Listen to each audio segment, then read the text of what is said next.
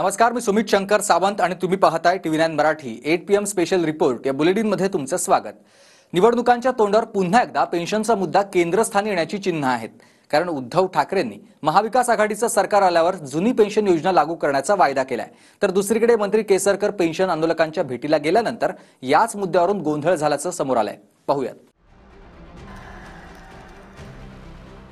जुनी पेन्शन योजना जशीच्या तशी अंमलात आल्याशिवाय राहायचं नाही। आमचं सरकार आल्यानंतर पहिल्याच कॅबिनेटमध्ये जुनी पेन्शन योजना आम्ही लागू करू। मुंगेरी लाल के हसीन सपने उद्धव ठाकरे बघतायत। जुन्या पेन्शन योजनेवरून राज्यातलं राजकारण पुन्हा एकदा तापलंय।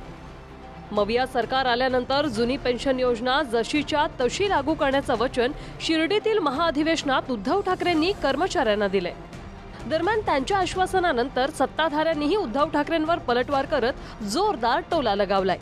न्याय हक्काचा जो काही लढा तुम्ही उभा केलेला आहे त्याच्यामध्ये मी तुम्हाला वचन देतो की आपलं सरकार आल्यानंतर तुम्हाला हवी असलेली जुनी पेन्शन योजना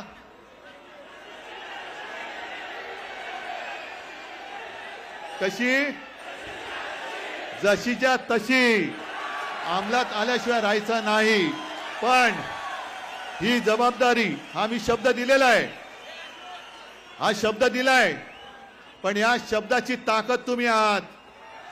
त्याने 2.5 वर्षामध्ये एकदाही कॅबिनेटला गेले नाहीत, त्याच्यामुळे ते पुन्हा मुख्यमंत्री म्हणून त्यांना स्वीकारायला कोणी तयार नाही, नाहीतर त्यांचा चेहरा जाहीर झाला असता। त्याच्यामुळे त्यांनी काय बोललेलं फारसं सिरियसली घेण्याचं कारण नाही। मुळात कुठलाही ज्याला फायनान्शियल निर्णय घेतला जातो त्याला त्याच्यापासून होणारा बोजा असं व्यासपीठावर येऊन भाषण करणारे त्यांनी मुख्यमंत्री पदाची गोष्टच करता कामा नये। कारण फायनान्शियल बोजा असा असतो की त्या तारीखला तो पगार झाला पाहिजे, त्या तारीखला पेन्शनधारकाला पेन्शन मिळाली पाहिजे। असं बोलणारी लोक काय पेन्शन देणार? उद्धव ठाकरेच नव्हे, मवियातील आणखीन एक महत्त्वाचा घटक पक्ष असलेल्या काँग्रेसकडूनही जुनी पेन्शन लागू करण्याचं आश्वासन देण्यात आलंय।